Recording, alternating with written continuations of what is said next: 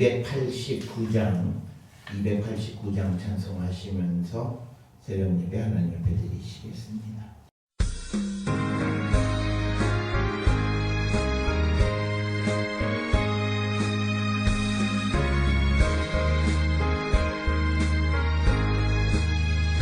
주 예수 내 맘에 들어와 계시는 변하여 새 사람 되고 내가 늘 바라던 참빛을 찾음도 주 예수 내 맘에 오신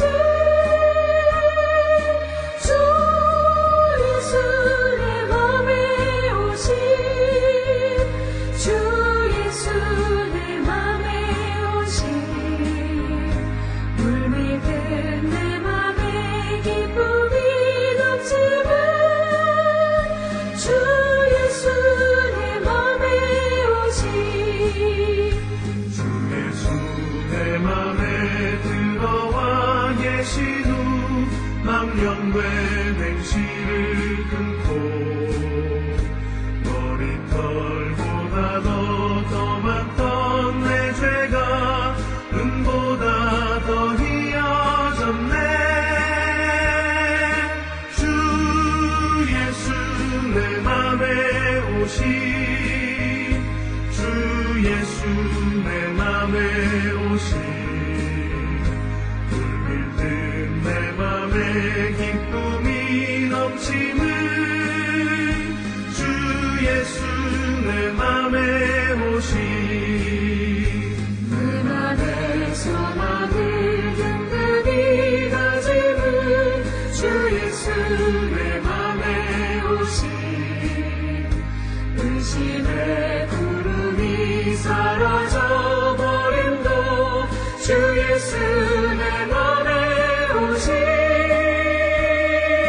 주 예수 내 맘에 오신 주 예수 내 맘에 오신 물밀듯 내 맘에 기쁨이 넘치는 주 예수 내 맘에 오신 사망의 음침한 골짜기 가다가 밝은 빛 보련히 비춰 저 멀리 하늘 문 환하게 보임도 주 예수 내 맘에 오신 주 예수 내 맘에 오신 주 예수 내 맘에 오신 물밀듯 내 맘에 기쁨이 넘치는 주 예수 내 맘에 오신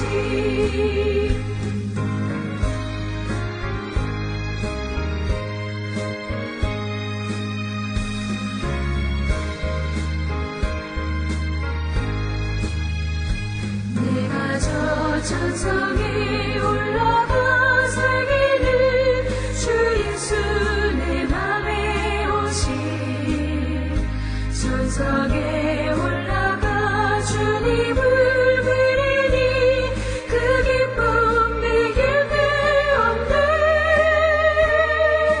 주 예수 내 맘에 오신 주 예수 내 맘에 오신 물밀듯 내 맘에 기쁨이 넘치는 주 예수 내 맘에 오신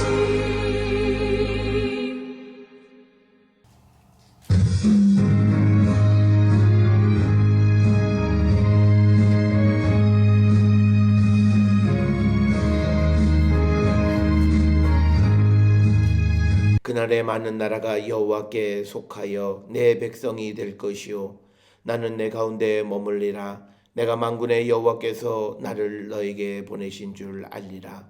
여호와께서 장차 유다를 거룩한 땅에서 자기 소유를 삼으시고 다시 예루살렘을 택하시리니 모든 육체가 여호와 앞에서 잠잠할 것은 여호와께서 그의 거룩한 처소에서 일어나심이라 하라 하더라. 아멘. 사랑과 은혜가 충만하신 아버지 하나님 은혜를 감사합니다. 죄로 인하여 죽을 수밖에 없는 우리를 구원하기 위하여 하나님의 놀라운 사랑과 자비와 긍휼하심으로 예수 그리스도를 이 땅에 보내시고 예수 그리스도의 십자가 보혈의 공로로 우리가 이제 거룩한 하나님의 자녀가 되었사오니 아버지, 우리가 주님으로 인하여 다시금 세워졌고 하나님의 거룩한 백성이 되었사오니 이 땅을 살아갈 때마다 이 하나님의 자비와 긍휼을 기억하고 감사와 찬송과 영광을 주께 돌리는 우리 모두가 되게 인도하여 주시옵소서. 이처럼 우리의 삶은 주님으로 말미암아 세워졌사오니 이 땅을 살아갈 때 우리 모든 성도들이 하나님의 말씀을 듣고 지키는 복 있는 사람의 삶을 사는 거룩한 백성이 되게 하여 주시옵소서.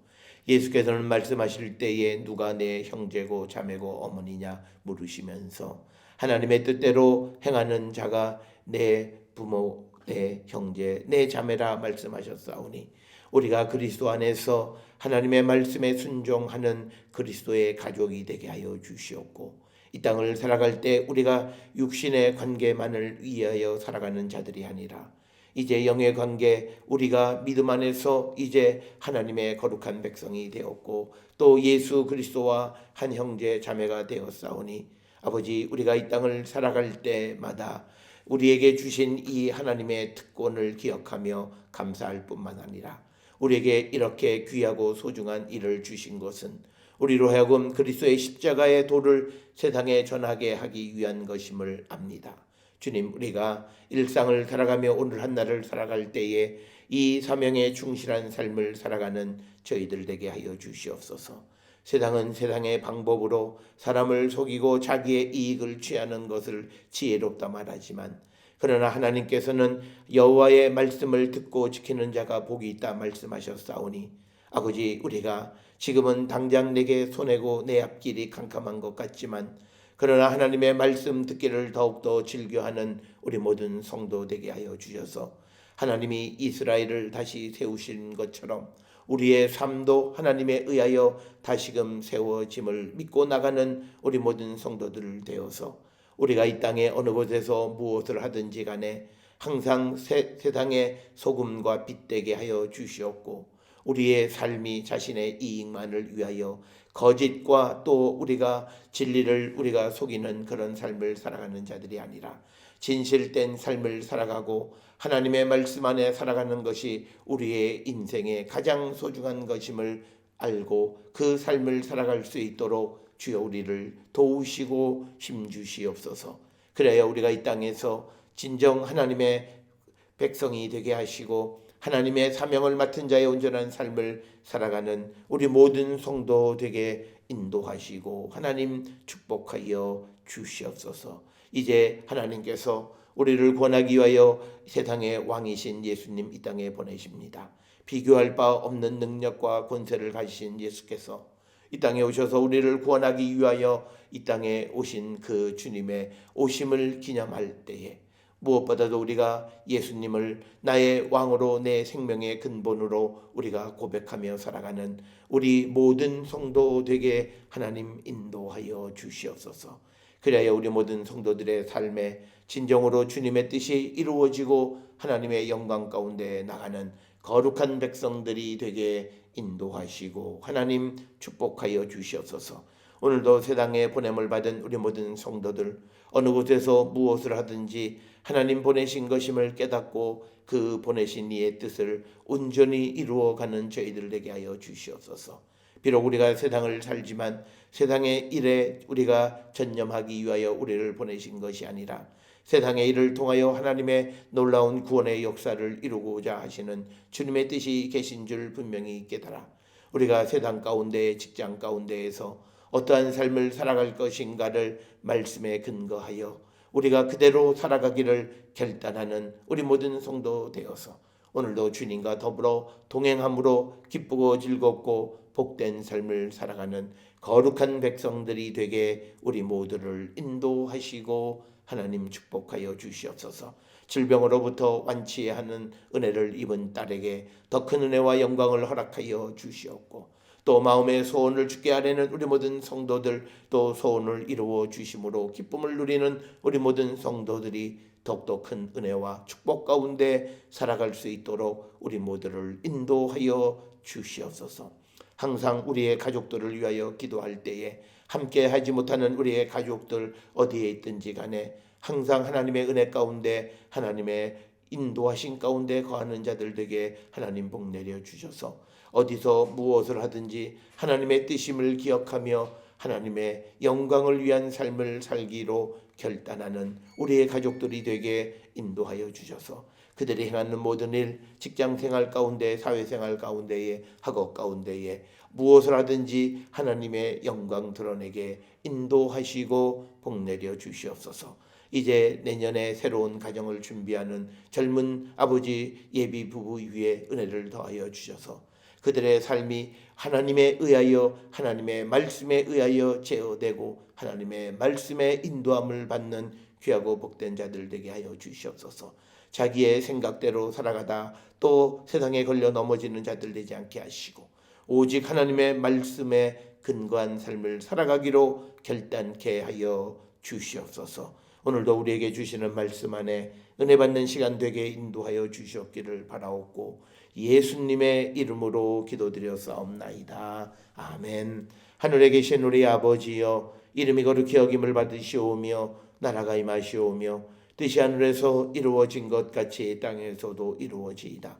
오늘 우리에게 일용할 양식을 주시옵고 우리가 우리에게 죄 지은 자를 사하여 준 것 같이 우리 죄를 사하여 주시옵고 우리를 시험에 들게 하지 마시옵고 다만 악에서 구하시옵소서. 나라와 권세와 영광이 아버지께 영원히 있사옵나이다. 아멘.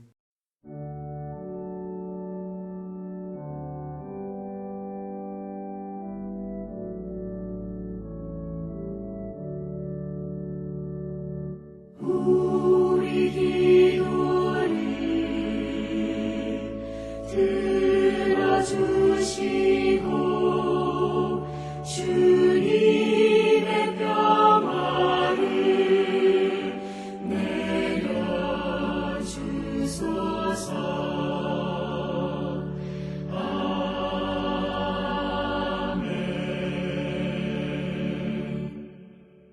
오늘 이 아침 우리에게 주시는 하나님의 말씀 누가복음 3장 15절에서 20절의 말씀이 되겠습니다. 3장 15절에서 20절에 있는 말씀 한 목소리로 합독하시겠습니다. 백성들이 바라고 기다림으로 모든 사람들이 요한을 혹 그리스도신가 심중에 생각하니 요한이 모든 사람에게 대답하여 이르되 나는 물로 너희에게 세례를 베풀거니와 나보다 능력이 많으신 이가 오시나니 나는 그의 신발끈을 풀기도 감당하지 못하겠노라. 그는 성령과 불로 너희에게 세례를 베푸실 것이요 손에 키를 들고 자기의 타작마당을 정하게 하사 알곡은 모아 곳간에 들이고 쭉정이는 꺼지지 않는 불에 태우시리라. 또 그 밖에 여러 가지로 권하여 백성에게 좋은 소식을 전하였으나 분봉왕 헤롯은 그의 동생의 아내 헤로디아의 일과 또 자기가 행한 모든 악한 일로 말미암아 요한에게 책망을 받고 그 위에 한 가지 악을 더하여 요한을 옥에 가두니라. 아멘.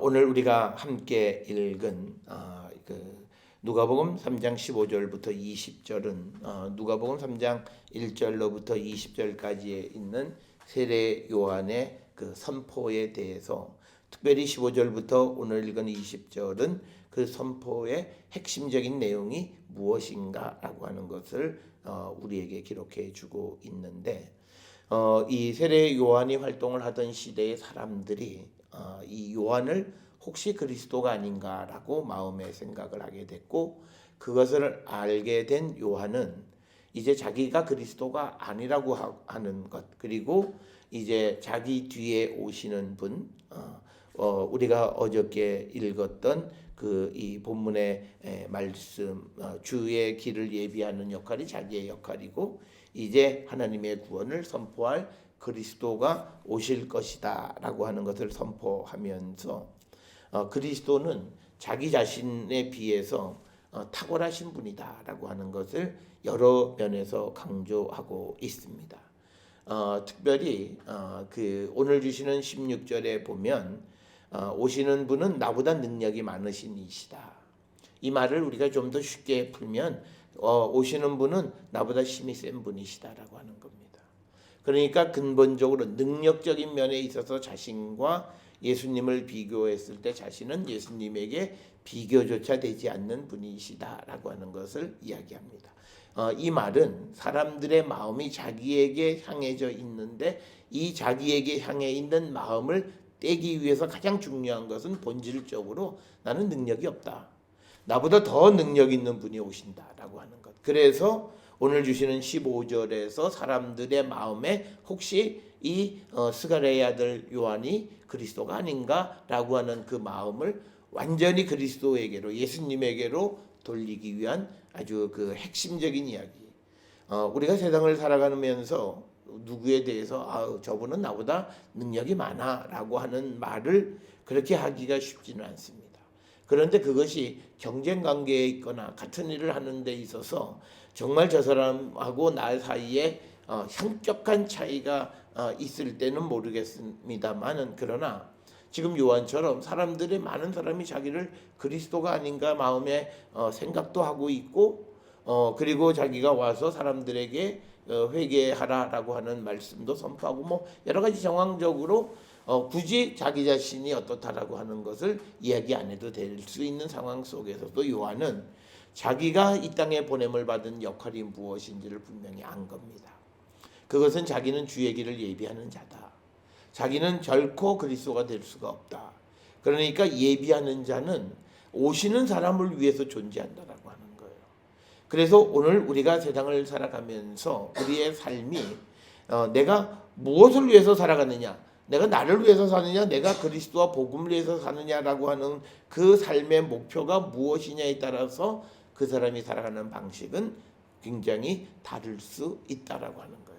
그런데 오늘 주시는 본문에서 세례 요한은 자신의 본분이 무엇인지를 분명히 알아요. 자기의 본분은 그리스도를 준비해 주는 것이다. 그렇기 때문에 행여나 사람들의 마음이 자기에게로 오는 것 이거는 용납할 수가 없습니다. 그래서 오늘 16절 17절에서 이 요한이 예수님 오시는 이 그리스도에 대해서 말하는 것은 한마디로 사람들의 자기에 대해서 의문을 가지고 있었던 그 마음이 오로지 다 그리스도에게로만 향할 수 있게끔 만드는 거예요. 그래서 첫 번째가 뭐냐면 나보다 능력이 많으신 분이시다라고. 그러니까 나보다 힘센 분이시다라고 하는 것을 이야기합니다. 그래서 능력적으로 나와 하나님 그리스도 사이에는 비교조차 될 수 없는 사람. 그래서 너희들이 마음속에 생각하는 혹시 그리스도가 아닌가라고 하는 그 생각은 틀렸고 그 마음을 나에게 생각하지 말고 오시는 그리스도에게 품으라고 이야기하는 것과 같은 것이다 라고 하는 거고, 또 하나는 나는 그의 신발끈을 풀기도 감당하지 못하겠다라고 하는 겁니다. 오늘 주시는 본문에서 특별히 신발끈이라고 말하는 것은 가장 보잘것없는 것. 우리가 신발이라고 하는 그 자체도 아주 하찮은 것으로 여기는 그런 문화 속에서 그 신발의 아주 끈에 해당하는 그런 존재밖에는 그것을 내가 풀 수도 없는 그런 존재에 지나지 않는다. 그러니까 나와 그리스도를 비교하면 나는 그의 가장 하찮은 것조차도 나는 어떻게 할 수 없는 사람이다. 그래서 앞에서 말하는 나보다 능력 많으신 이가 오신다라고 하는 말에 대해서 아주 사람들이 쉽게 이해할 수 있도록 나는 그분의 신발끈도 풀지 못할 그런 아주 하찮은 존재에 지나지 않는다. 그래서 결국 나는 그리스도가 될 수 없다라고 하는 사실을 분명하게 이야기하고 있습니다. 그러면서 이제 앞에서 1절로부터 14절에 세례 요한이 회개의 세례를 요단강가에서 베푸는데, 그러니까 그는 자기가 세례를 베푸는 것과 비교해서 그는 즉 오시는 예수님은 성령과 불로 너희에게 세례를 베푸시는 분이시다. 나는 물로 너희들에게 세례를 베풀지만 그분은 물과 성령으로 너희에게 세례를 베푸시는 분이시다라고 하는 것을 또 한번 강조합니다. 그래서 예수님은 불세례까지도 주실 수 있는 분이시다라고 합니다. 이 불이라고 하는 것은 우리가 초기 기독교 사회, 기독교 공동체에서는 성령을 상징적으로 이야기하는 겁니다. 그러니까 성령의 세례까지 주실 수 있는 분이시다라는 거죠. 그분이 바로 오시는 분 그리스도 예수시다라고 하는 겁니다. 그러면서 또 하나 17절에서 강조하는 예수님의 심판자의 모습을 우리에게 확연하게 보여줍니다. 그래서 17절에 손에 키를 들고 자기의 타작마당을 정하게 하사 알곡은 모아 곳간에 들이고 쭉정이는 꺼지지 않는 불에 태우시는 분이시다. 즉 심판주로서의 예수 그리스도의 모습을 보여줍니다. 그러니까 여기서 세례 요한은 나는 심판주가 될 수 없다. 나는 너희들에게 그저 회개에 합당한 열매를 맺는 회개의 세례를 받으라고 선포할 뿐이지 이제 우리의 모든 것을 결정하시는 권한은 이제 오시는 그리스도께서 가지고 계시다. 그래서 오늘 주시는 이 본문에서 15절에 많은 사람들이 요한에 대해서 그가 그리스도가 아닌가 하는 생각에 대해서 17절, 18절에 16, 17절에 있는 세례 요한의 말을 통해서 그 마음을 온전히 예수에게로 향하게 하는 것, 그것을 오늘 우리에게 보여주는 겁니다. 오늘 우리가 세상을 살아가면서 우리가 일해야 되는 것은 그리스도와 복음을 위해서 일합니다. 그러면 우리가 복음을 전하는 자로서 내가 누구에게 복음을 전해서 그 사람의 마음을 내가 얻으면 그 복음을 전하는 일은 실패한 겁니다. 우리가 전해야 되는 것은 그리스도에게로 그들의 마음이 집중되게 하고 그리스도를 그들이 믿을 수 있게끔 우리가 해야지, 내가 복음을 전하면서 사람들이 나를 믿게 되는 것은 바람직하지 않습니다. 오늘날 우리가 목회자들이 그 설교를 하거나 말씀을 가르침을 통해서 물론 그것을 통해서 인간적인 신뢰들이 쌓아져 가긴 하지만 사실은 근본적으로 그건 잘못된 겁니다. 그냥 목회자는 하나의 역할이고 그들이 그 일을 통해서 하나님과 그리스도와의 관계가 더욱더 돈독해지고 흔들리지 않는 관계가 되도록 그들의 마음을 오로지 그리스도에게로 향하게끔 해야 됩니다. 우리가 세상을 살아가면서 사람들 가운데 많은 사람들은 다른 사람들이 하는 행위를 보고 자기의 행위를 결정해요. 그게 성경에서는 믿음이 없는 행위입니다. 그래서 그건 뭐냐면 내 마음이 그리스도에게로만 향하지 않았기 때문에, 내 마음이 그리스도를 사랑하고 그리스도에게만 향해져 있으면 내 마음은 어떤 환경에 의해서 절대 움직이지 않는다는 거예요. 그래서 오늘 우리가 주시는 이 세례 요한의 모습, 이건 우리가 복음을 전하는 사람으로서 우리가 어떤 자세를 취해야 되는가라고 하는 것에 대해서 우리에게 가르쳐주는 말씀입니다. 어떤 것을 통해서 우리가 오해하면 안 돼요. 우리가 복음을 위해서 일하면 그것을 통해서 하나님이 그것을 통해서 그가 살 수 있는 기본적인 것을 충족해 주시는 분이시다. 그래서 복음을 전하는 사람이 그것을 통해서 대가를 얻는 것은 당연하다라는데, 그 대가라고 하는 것이 자기가 원하는 인간의 욕망을 채우는 것이 아니에요. 그거는 일용할 양식에 준하는 것을 의미하는 겁니다. 그러니까 우리가 얻을 수 있는 건 그것밖에 없어요. 그리고 나머지는 그들의 마음이 온전히 그리스도에게로, 온전히 복음에게 쏠려갈 수 있도록 해야 돼요. 그래서 우리가 어떤 말을 함으로 인해서 그 사람의 믿음을 흔들어 놓으면 그거는 하나님 앞에 우리가 잘못하는 거예요. 그건 죄 짓는 거예요. 그러니까 우리가 의도하지 않게 그러니까 이런 거예요. 우리가 어떤 말을 설명할 때 예를 잘못 들면 이해시키지 않고 오히려 그 예 때문에 믿음을 흔들어 놔요. 특별히 우리가 하는 예를 조심해야 되는 건, 우리가 살아가는 세상의 모든 일들이 불법적이고 그리고 온당치 않은 일들을 많이 해요. 그거를 마치 하나님의 은혜로 둔갑하면 아직 믿음이 없는 사람들이 그걸 받아들이기가 굉장히 어려워요. 그래서 그들의 마음이 더 복음을 향해 가는 것이 아니라, 이해하는 것이 아니라 하나님의 말씀에 대한 어떤 담을 쌓는 결과가 되어진다. 그래서 오늘 우리가 주시는 16, 17절에서 우리는 오로지 그리스도를 그냥 전하는 역할이에요. 그 길을 준비하는 거예요. 그것을 통해서 내가 어떤 사람의 마음을 조금이라도 얻으면 안 된다는 거예요. 그거를 우리가 분명하게 기억해야 되고 그 역할을 우리가 하기 위해서 오로지 모든 고난은 예수님에게 집중되어져 있다라고 하는 것을 분명하게 말하는 겁니다. 그래서 17절에 예수님은 쭉정이는 꺼지지 않는 불에 태우시는 심판자와 같은 그런 능력을 가지고 계신 분이에요. 이 말을 뒤집으면 나는 그럴 고난이 없다는 거예요. 요한은 그럴 고난을 자기에게 없음을 분명하게 이야기하고 있는 말씀이 오늘 주시는 16, 17절에 있는 말씀이다. 그래서 세례 요한의 이야기를 통해서 우리에게 보여주는 것은 오시는 그리스도가 누구이신가를 이야기하는 것이기도 하지만 한편으로는 오늘 우리도 이제 세례 요한처럼 복음을 위해서 보냄을 받은 자로서 우리가 어떻게 살아야 되는가. 이 요한이 복음을 전하고 그리스도를 전할 때 어떤 자세를 취했는가가 오늘 우리가 살아가는 삶에서 우리가 취해야 할 그런 자세다라고 하는 겁니다. 오늘 우리가 세상을 살아가면서 많은 사람들이 믿음 안에서 은혜라고 하는 이유로 불법적이고 편법적인 이야기들을 서로 나누는 경우들이 많아요. 그거는 하나님 앞에서 용납받을 수가 없어요. 차라리 내가 어떤 일이 정말 불법적이고 편법적인 일로 무엇이 되어졌으면 그냥 그것에 대해서 책임을 묻지 않으니까 지금 묻지 않았다고 해서 하나님이 나를 그렇게 생각하면 안 되는 거죠. 그래서 그렇게 생각한다면 그거를 누구에게 얘기할 수가 없어요.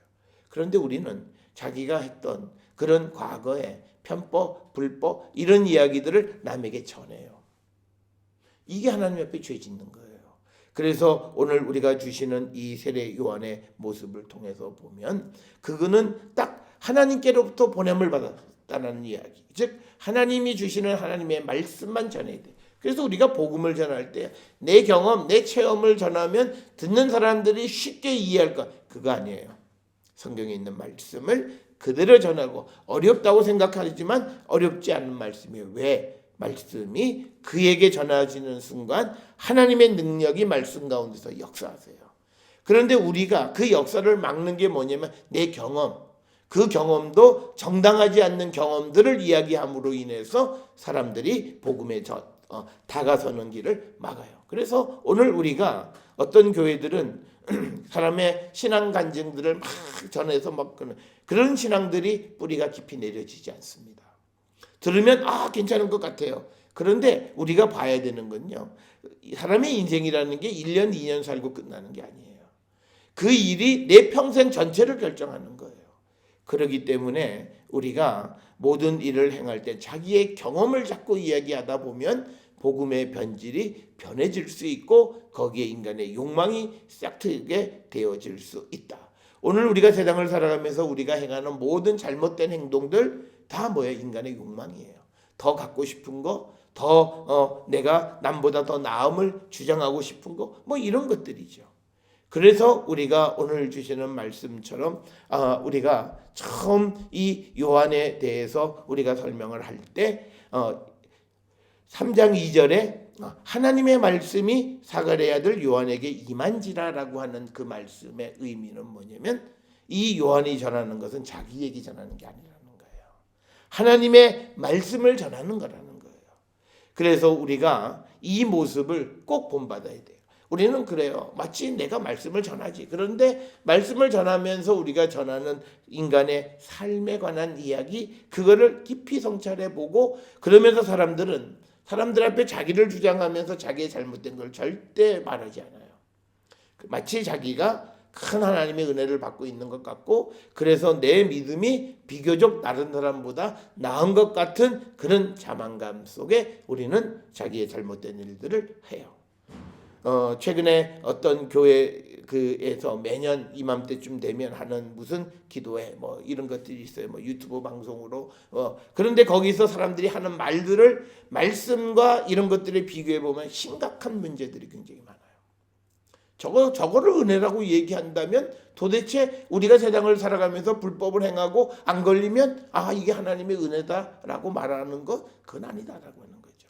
그래서 우리는 오늘 우리가 주시는 이 요한의 자세 내가 복음을 전하면서 복음을 통해서 내가 어떤 마음도 나에게로 향하게 하는 것이 아니라 오직 그리스도에게로만 마음이 향할 수 있도록 그리스도의 능력을 하나님이 주시는 말씀을 통해서 사람들에게 전하는 거예요. 그래서 오늘 주시는 본문에서 15절에 요한이 사람들이 어떻게 생각하는가를 어떻게 알았느냐? 성령께서 깨닫게 해주셨고, 그래서 성령께서 내가 지금 이 시점에 이 말을 해야 된다는 거예요. 그렇지 않으면 사람들이 혼돈해요. 이제 곧 예수님이 오실 때가 가까웠는데 하나님께서 이 세례 요한을 보내시는 것은 사람들이 기다리면서 그리스도를 기다리는데 이게 누군지 이 사람인지 저 사람인지 막 왔다 갔다 하니까 그것을 이제 정리해 주기 위해서 이 세례 요한을 보낸 거예요. 하나님이 맞춰서 그때에 맞는 그 메시지를 전달하는 거예요. 그래서 우리가 기도하면서 누구에게 복음을 전하고 어떤 말을 하나님의 말씀을 전할 때 우리 생각에는 그 말이 어려운 것 같지만 그러나 내가 기도하면서 어떤 말씀을 전할 때 그 말씀은 사실 그에게 꼭 필요한 말을 성령께서 우리에게 하게끔 하시는 거예요. 그렇기 때문에 우리는 항상 그것을 통해서 우리가 어떤 영광을 받으려 해서는 안 된다라고 하는 것을 분명하게 가르쳐 주는 그런 말씀이 되겠고, 이제 18절로부터 20절에 요한의 운명에 대해서 그 설명을 합니다. 또 그 밖에 여러 가지로 권하여 백성에게 좋은 소식을 전하였으나 그 분봉왕 헤롯은 그 동생의 아내 헤로디아의 일과 또 자기가 행한 모든 악한 일로 말미암아 요한에게 책망을 받은 거예요. 그러니까 오늘 여기서 주시는 말씀에서 굉장히 중요한 것은 세례 요한이 자기의 역할 중에 하나가 뭐냐면 잘못된 일에 대해서 책망하는 거예요. 근데 그 사람이 누구냐면 자기가 있는 곳의 분봉왕이에요. 그 말은 당시에 분봉왕이라고 하는 말은 그 사람이 이 요한의 생명을 좌지우지할 수 있는 그런 힘을 가지고 있는 사람이에요. 그래서 오늘 주시는 이 19절에서 분봉왕 헤롯이 그 아내 그 동생의 아내 헤로디아 일과 또 자기가 행한 악한 일로 말미암아 요한에게 책망을 받았다라고 하는 것은 요한의 입장에서는 자기가 그냥 입 꾹 다물고 있어도 돼요. 그런데 그렇지 않았다는 거죠. 왜냐면 이 요한이 입을 다물 수 없었던 건 뭐냐면 그 어떤 요한이 개인적으로 뭐 정의롭고 그게 아니에요. 하나님의 말씀이 그에게 임한 거예요. 너가 지금 헤롯에게 가서 이 말을 전하라고 하는 그 하나님의 말씀이 임했기 때문에 마치 예레미야처럼 백성들이 듣기 싫어하고 나라가 망한다라고 하는 예언을 해야만 하는 것 같이 이 세례 요한도 분봉왕 헤롯에게 그가 가장 듣기 싫어하는 그의 가장 큰 허물의 문제를 가져다가 책망을 한 겁니다. 그러니까 그 일의 결과로 20절에 요한이 옥에 갇히게 됐다라고 하는 거예요. 오늘 우리가 주시는 이 본문의 말씀에서 주님의 길을 예비하는 사람의 삶의 길은 뭐냐? 세상과 타협하는 것이 아니다. 우리가 해야 되는 것은 옳고 그름에 대해서 우리가 분별력을 가져야 된다는 거예요. 특별히 그의 동생 아내 헤로디아의 일이란 뭐냐면 이 헤롯 왕이 자기 그러니까 동생의 아내 즉 우리로 얘기하면 제수 씨하고 또 이런 불륜의 관계를 맺는 거예요. 이건 우리가 레위기 18장에 보면 근친상간에 해당하는 문제로 용납이 되어질 수 없어요. 그런데 힘이 있으니까 하나님의 말씀을 우습게 여기고 자기가 하고 싶은 대로 해요. 오늘 우리가 살고 있는 시대에 우리가 이 헤롯과 같은 사람이 되지 않으려면요. 내가 힘이 있고 능력이 있다고 해서 모든 걸 다 행하면 우리는 헤롯이에요. 그래서 하나님의 말씀을 우습게 여기면 그게 헤롯이라고요. 내가 힘이 있고 나는 뭐든지 할 수 있는 일을 다 할 수 있지만 그러나 내가 하나님의 말씀 앞에서 멈춰 서는 거예요. 그게 믿음의 사람이에요. 그러니까 믿음의 사람은 모든 것을 다 할 수 있는 능력을 가지고 있는 사람이면서 모든 것을 할 수가 없어요. 그게 믿음의 사람이에요. 우리가 잘못 이해하는 게 내가 그리스도 안에서 능치 못할 일이 없다 그래서 내가 원하는 걸 뭐든지 할 수 있고 그래서 어떤 이들은 내가 욕망으로 구하는 것까지도 하나님이 주셔야 되는데 왜 안 주실까 이렇게 생각. 그게 아니에요. 우리에게 모든 가능성이 열어져 있지만 그러나 내 안에 계시는 주님과 내 안에 계시는 성령이 자율적으로 내가 해서는 안 되는 것 그 앞에서 나를 멈춰 세우는 거예요. 그건 강제가 아니라 자율적으로 그 앞에서는 아니지라고 멈춰 서는 것이 성령 안에 있는 성도의 모습. 그래서 우리가 진리 안에 있으면 자유롭다는 게 바로 그거예요. 그 자유는 타유지 아니에요. 내 안에 계시는 주의 성령 안에서 내가 멈춰야 할 때와 가야 할 때를 아는 거예요. 누가 아무도 말하지 않아요. 아무도 뭐라고 그러지 않아요. 그러니까 이 분봉왕 헤롯이 그런 거예요. 내가 지금 이 지역에서는 짐이 곧 법이다라고 하는 그런 시대, 그러니까 하나님 말씀 정도는 우습게 여겨요. 그러니까 당시에 있던 모든 바리새인이나 서기관들이 이 헤롯에 대해서 아무 소리 하지 않는 거예요. 왜? 일단 그 사람이 가지고 있는 권력의 힘이 대단하니까. 그런데 이 요한은 그에게 가장 듣기 싫어하는 소위 그의 치부를 드러낸 거예요. 하나님 앞에 잘못된 것이기 때문에.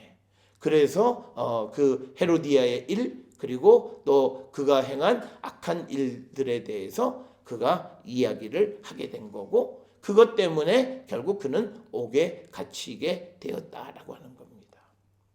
그래서 우리가 세상을 살아가는 삶, 하나님께 세상을 보냄을 받았다. 우리는 사도의 사명을 가지고 예수께서 우리를 세상에 보내서 복음을 전하는 일을 우리가 감당하게 하는데, 우리가 이 복음을 전할 때 이 세상 가운데 있는 이 분봉왕 헤롯과 같은 일에 대해서 우리가 그냥 눈 징긋 감고 못 본 척하는 것이 아니라 정말 성령 안에서 신앙의 양심을 가지고 우리가 말할 줄 알아야 된다는 거죠.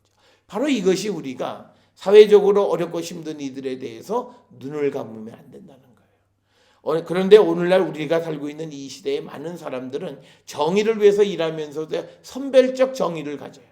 요건 내가 좋아하는 거니까 내가 참여하고, 요건 내 관심이 없으니까 하죠. 이건 정의가 아니에요. 그리스도 안에 있는 정의는 그런 게 아니에요. 하나님의 정의, 말씀에 의해서 내가 싫어하느냐 좋아하느냐는 관계가 없어요. 이게 하나님 말씀에 옳지 않으면 그 옳지 않은 것을 고치기 위해서 나서는 삶을 살아야 되는 거예요. 그러니까 요한의 삶이 그거예요. 요한이, 분봉왕이 저런 권력자들이 저렇게 나쁜 일을 행하는 거, 그들은 늘 그래 그러고 말아버리면 그만이에요. 그렇지만 그것을 말아버리는 것이 아니라 그에게 하나님의 말씀을 근거로 해서 그의 잘못된 행위를 지적하는 거예요. 그런데 그것의 결과가 무엇인 줄 알고 있어요. 그것 때문에 죽을 수도 있어요. 그러나 죽음을 두려워하지 않는 거예요. 그래서 우리가 믿음 안에 있는 성도의 모습은 바로 이거예요.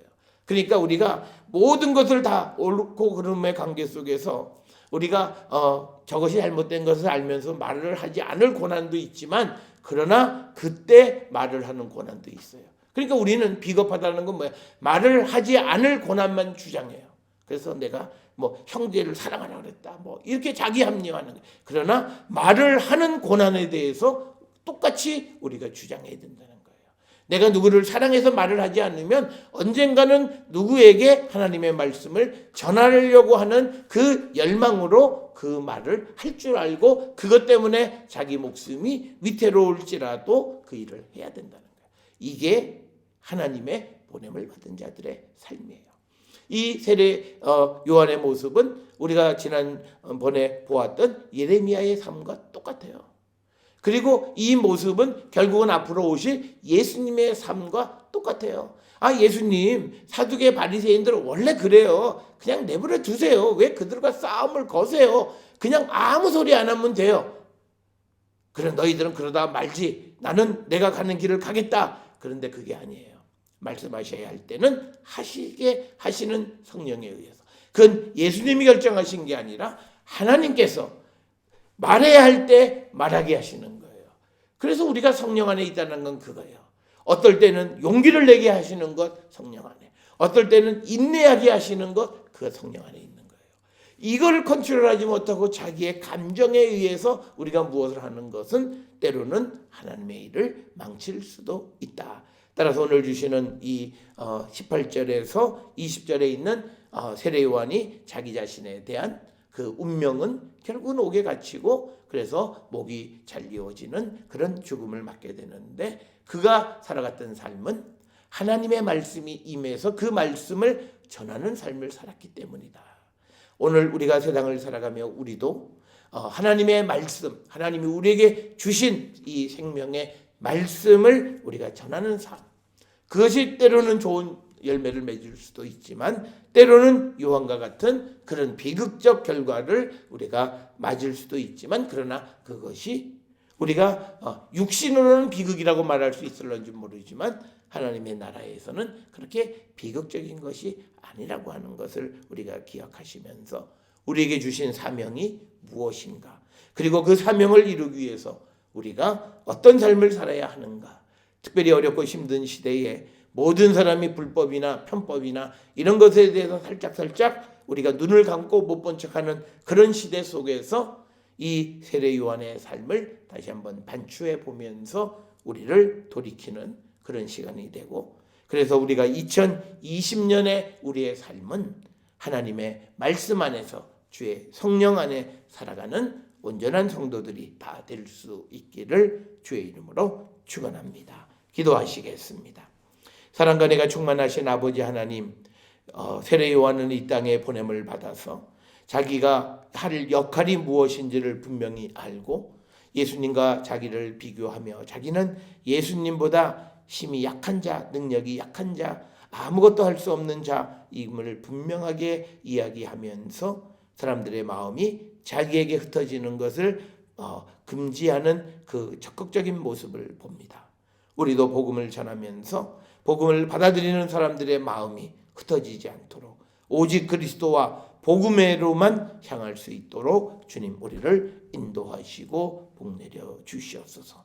또한 우리가 진리의 성령 가운데 거하는 자들로서 세상의 악에 대해서 성령이 말하게 하실 때 말할 수 있는 용기 갖는 저희들 되게 하시고, 또 참아야 할 때에는 참을 수 있는 인내하는 마음을 주의 성령이 우리에게 주실 때 그 성령의 인도함에 순종함으로 하나님의 나라의 일을 완성시켜 나가는 우리 모든 성도들에게 인도하여 주시옵소서.